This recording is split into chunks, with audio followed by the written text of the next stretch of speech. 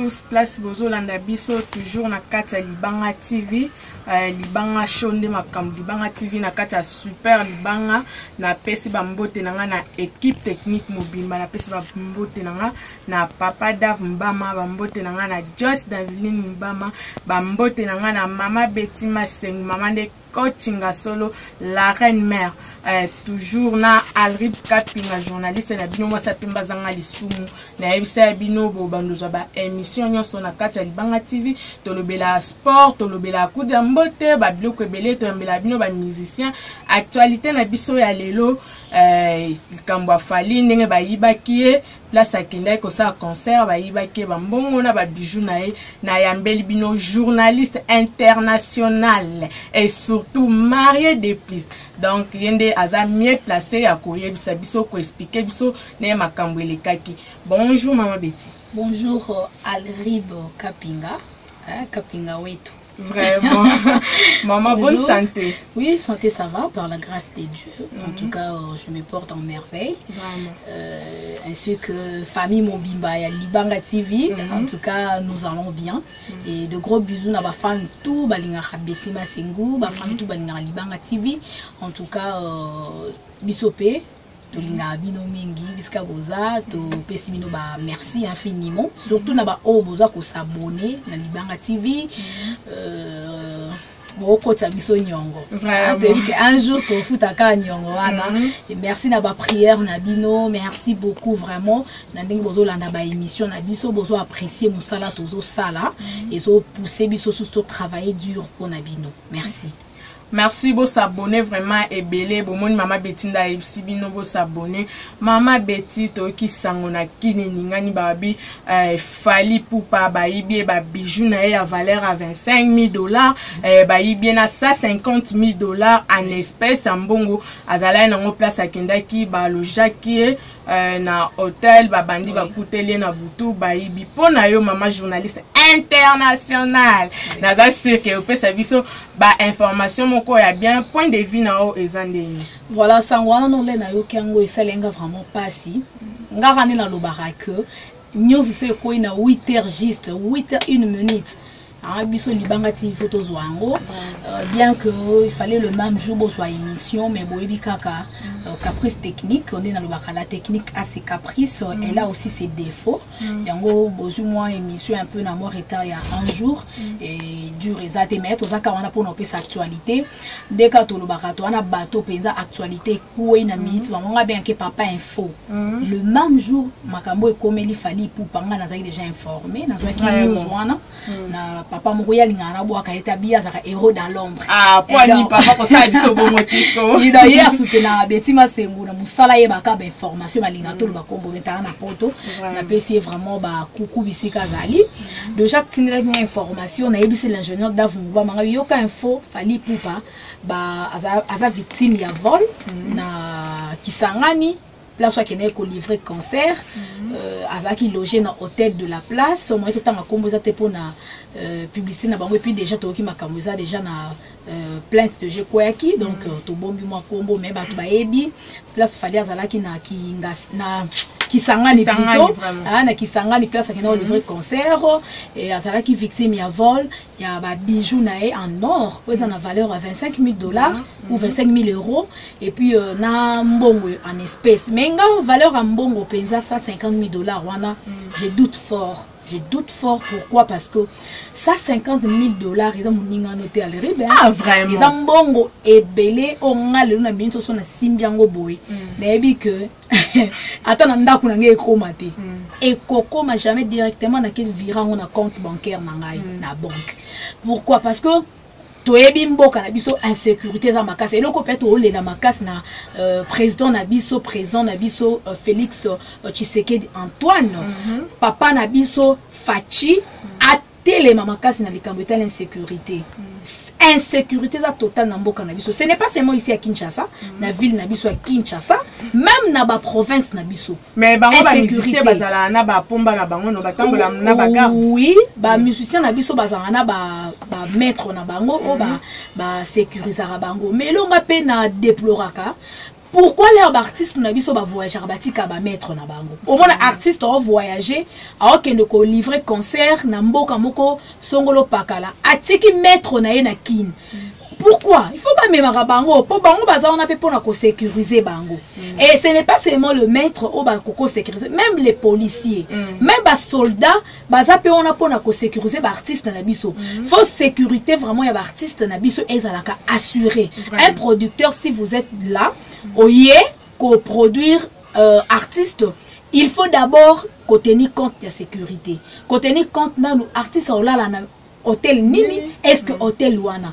sécurité zali assurée. Ce que ça assuré, ça ne veut pas la peine. Ok, nous sommes artistes, ok, nous sommes pourquoi qu'à livrer conseil. Puis au moins artiste, on a besoin de cacher na yo. Oye bate cacher on a besoin. Est-ce que hôtel ou hôtel wana? Bah koyo côté l'autre ni bah côté les artistes on a vu so fali gloire à Dieu parce que à envie. Bon ceux qui se coupa beta qui massas.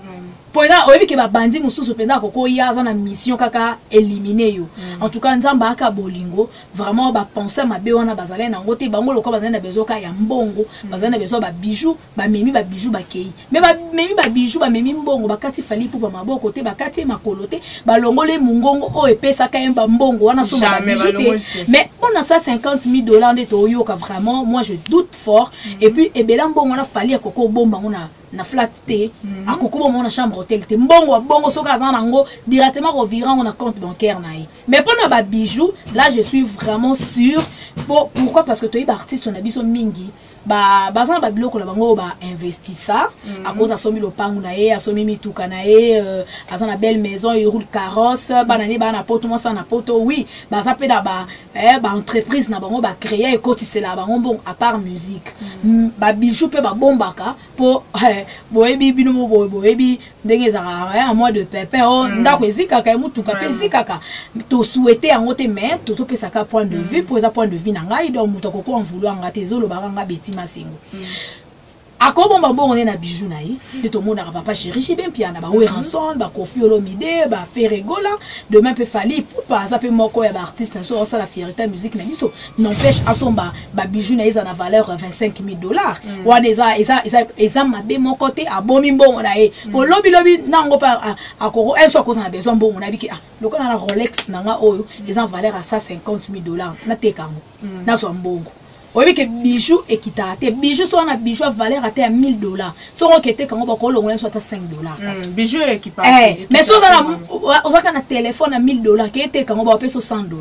Moutoye so oh ils ont un marché noir. Mais ça téléphone à cher. Yongo mona ebele à batou, balinga mi ko investir na ba bijoux, à cause na montre na emoko cher, à cause na chaînette na emoko en or à cher, na bague na emoko en or à cher. Lobi loba cause na besoin mbongo ateki yango. Yongo si comme on ba artiste na biso bazo sana ba bijoux na bango ezara non ou te pokaka ala kisa aza orgueilleux aza mutambongo autant na montre cher bon de batumsu ba loba pourquoi fallait qu'on soit ebela mbongo na te apesa ngo ba orfele ah bon ce que pesa déjà ba orfele toye ba wapi voilà donc eza loko vraiment pour nanga point de vue nanga que ça $50,000 au ba lui en espèces vraiment je doute fort à ça. Ce qui est en gros $25,000 ou notre €25,000 à valeur à ba bijoux là je suis d'accord parce que ba artiste na biso bazanga na ba biloko na bango ba bijoux na bango en or oh ba bomba mbongo na bango na ba bijoux na bango donc c'est le komoko vraiment et ça biso passe na motema to yebi pété ce que ça j'ai anani et cause appelle déjà producteur hein et cause appelle déjà ba hôtel hôtel là ba yokani oui ba yokani qui déjà et pour vraiment écoutez d'abord, hein, mes amis, tout réfléchir ensemble. Artiste musicien, le quoi fallait pour pas que là na hôtel, oyo sécurité zate. Est-ce que c'est normal? Ce n'est pas normal. Sécurité zate. Ata ba policier baza na kati hôtel wana te. Autant ba oya menacer na butu pour ba botola coffre na ya ba bijoux, ba kene ko zwana mbongo na ya zalaki nango. Ba policier baza wana te pour ba sauver ba biloko ya artiste na biso donc eza biloko moko vraiment pour nanga eza likopa il y a une main noire. Hein, donc il y a quelqu'un qui autobenga vraiment donc asa vraiment caché wana bombi asali mo ba jeune a mo ba stratégie na mo pour que a récupérer le roi qu'il fallait pour patambola na ba bijoux na en or azwa yango so akene ko teka ngo so ki pa ko bonga na vie et tout éviter. Donc là vraiment le moko vraiment les bien mal acquis en bonga na été. Ah oui, les bien mal acquis n'en profitent en rien. Ouais. Mais maman Betty non qui ne peut pas dire que non artiste na biso fali asili qui makasi a porté plainte même na producteur na ye en plus pena place abanda qui azala qui loger dans hôtel wana est-ce que ça solo? Oui, pour l'anga vraiment j'appuie l'artiste, faut apporter plainte, faut apporter producteur, on a plainte. Comment fait-il qu'un producteur ou un coproduit ou quoi fali pour pas au même na hôtel où ils ont insécurité? Donc, ils ont vraiment mal à monter, il faut tout déplorer en gros, il faut vraiment tout téléméler en gros, parce que ce qui est continué car à boé, et vous allez vraiment risquer ma casse pour un artiste musicien à biso. Toyokaka à l'époque, artiste musicien à biso ou à Kenda, paix à son âme, elle m'a dit le système, ma ibaka épée ba bijou, à l'écart tout même tina ba chaîne na biso à télévision en akin, azo les la ba ibe ba bijou, albi muto ibinga ba bijou, aérozone c'est la bijou nangai. Net nanga munene ya or ay kozongisa so za même na besoin mbongo yaka en tant que coulisse na opesa mbongo mais so nselanga ba bijou oyebi ke madilu alela mai na misu na télévision olela bijou na e mais yo yebite bijou wana eloko ni za na kati wana yo moni bato yeba ke na kokufa. Donc né na ndo loba pour la bande ko bolanda biso tomona Toyoka totala même na ba émission comment madilu système alela qui vraiment mai na misu hein à l'époque ndé ba yibaki ba bijou na e donc ba o pense ba bulara ke wa yiba et ba tout ba yiba ba monte à lyric kapinga donc et ba tout ba yiba ba monte loka ba betima sengubo donc était vraiment ba mi binyonso o bazwa musala na bango car yo yiba tandis que moto luka gagne peine na ye na musala na ye souffrance a sombi ba bijou na ye mbongo na ye a pasi yo préféré ka ko yiba. Donc c'est le comment vraiment malade monter puis artiste na biso vraiment bozala un peu mon maïele hein bozala vraiment mon maïele producteur à koko bengi sa yo beta concert tala non place ngo bengi sa yo est-ce que sécurité non ya yo moko est-ce que bozala assurer ba point on a nyonso ba paramètres on a nyonso faut vraiment bolandela rango vraiment boye ba déjà ngezoleka quoi donc voilà. Oui, maman Betty, mais na qui na biso à la musique, na biso à l'éloto ba qui musique congolaise, ils en ont un bon côté, les années le côté, ba musicien ba travailler na ba on a pamba peut-être ba concert na ba bon ba luka ba billet wana ba producteur mtu bazwango. Mais ce qu'on y artiste na biso fali azu bela mbongo wana wapi? Voilà, très belle question. Nebiso so peto lo barakaka que musique na biso ezala mbongo te pourquoi ba musique ba musicien na biso baso souffrir ba musicien na biso ba lelara trop baso galérer concert na poto ba beta kalisusu te piraterie pe pai artiste ko bimisa disque na e a dépenser mbongo na e belé ye moko sali coproduction tandis que producteur ko rosa pas za te même si ye moko pas bibi producteur a produire pe disque na e a sali ba clip a côté ba musicien studio. Mais à fin de compte, bah pirater disque, à se retrouver dans la dépense au yasalaki. Tolo barayango, mais fallait pour pas, il faut qu'on se le dise, hein, c'est un artiste musicien, c'est une star d'abord, une star internationale. Azamuto parmi bah grands ya musique na biso, artiste au bazo teka. Libanda ya mboka c'est fali poupa so baza 5 parmi le 5 wana il faut tout temps ngapi kombo fali poupa na kati donc az artiste aussi total même na YouTube na e so ka bimisi disque abeta déjà ba millions so calculer na YouTube au kotiska élément moko beti déjà millions ozo déjà combien so donc a disque na e wana azana exemple na 10 chansons na 10 chansons les ratango na kati YouTube ba tu ba télécharger déjà baza ba 20 millions calculer 20 millions wana au bazan na monde ba télécharger disque et artiste a déjà combien na nzembo moko kaka donc eza ba paramètres nyonso wana artiste na biso a oza ko se retrouver nango donc eza ba misusu ba kota penza nga se pena la kofelo mida loba fali a fongola ba musicien misu babanda oyeba te ke non na network bakokozwa mbongo na network ba artiste nde baza ko se retrouver donc au moins que les fallait pour ya côté si bango na monde na network donc aux réseaux sociaux en anglais hein réseaux sociaux nde ba artiste na biso ba se retrouver network on peut kota kana mbongo boye to bana ko lala to welela ka ba disque na biso tsaka ngona ba CD ba DVD to teka ba cassette mais tandis que mutuka avec une chanson sur côté na YouTube na yo mutuka soka télécharger un exemple 10 millions ya ba vu et kotika na 4 wana déjà bébé ça ba 1 million ba 10 millions ba 20 millions oza de na mbongo na ebele donc oko mitungisa malisu sala ka ba DVD ba twateka ngona na kina biso a piraterie le artiste un so fali poupa azara ko se retrouver parce que so koti même na page na ebe na YouTube na au mona abeta ka ba 40 millions ba 42 millions ebele eza ba nzembo so beta ba 100 millions so calculer 100 millions fali poupa lera obeta ngona na nzembo moko kaka aozwa combien au YouTube au foot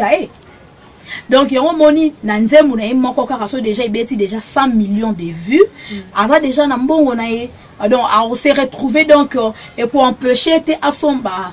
bijoux bien Rolex moko boye il y a 25 000 dollars ou 25 000 euros et quoi empêcher te azana mbongo na ye soki 15 000 dollars à autant mon auto 150 000 dollars donc parce que azo koti sana nenge mususu donc il y a ba stratégie au artiste musicien na biso il faut quand même ba adopter yango pour que